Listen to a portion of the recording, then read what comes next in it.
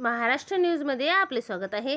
अंगणवाडी शिक्षिका मदतनीस अखेर प्रयत्नांना यश, अंगणवाडी शिक्षिका आनंद वार्ता पाहूया सविस्तर। तत्पूर्वी चॅनलवर नवीन आहात तर चॅनलला सबस्क्राइब करा। जेव्हा सुजाता दीदींनी दार वाजवले, एका अंगणवाडी कार्यकर्तीने जिंकली कुपोषणाविरुद्धची लढाई। मुख्यमंत्री योगी आदित्यनाथ यांच्या मिशन शक्ती अभियानामुळे उत्तर प्रदेशात महिला सक्षमीकरणाचा चेहरा बदलला आहे।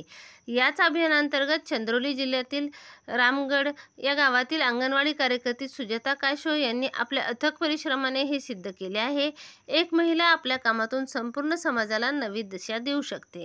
जेव्हा सुजाता दीदींनी दार वाजवले, रामगड गावात हरिश्चंद्र पासवान यांचा मुलगा आदर्श गंभीर कुपोषणाने त्रस्त होता। त्याच्या खेळण्याची ताकद नव्हती आणि त्याच्या डोळ्यातली चमकही हरवली होती। घरची परिस्थिती गरिबी असल्यामुळे कुटुंबाला पोषण आणि स्वच्छतेची फार माहिती नव्हती। अशा परिस्थितीत सुजाता काशोह यांनी मिशन शक्तीच्या भावनेने आपली जबाबदारी पार पाडली। सतत पाठपुरावा आणि प्रयत्नांना यश। सुजाता यांनी आदर्शला अंगणवाडी केंद्रात बोलावून त्याचे वजन, उंची तपासली। जवळच्या आरोग्य केंद्रात नेऊन डॉक्टरांकडून तपासणी करून घेतली आणि आवश्यक औषधेही उपलब्ध करून दिली।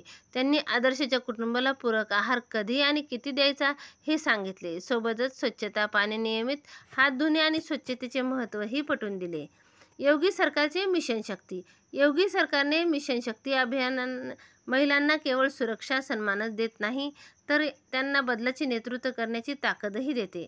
सुजाता काशोह यांच्यासारख्या अंगणवाडी कार्यकर्ता त्यांचे उत्तम उदाहरण आहे। त्यांनी दाखवून दिले, जेव्हा एक महिलेला सक्षम बनवले जाते, तेव्हा ते आपले कुटुंब, समाज आणि येणाऱ्या पिढीचे भविष्य सुरक्षित करू शकते।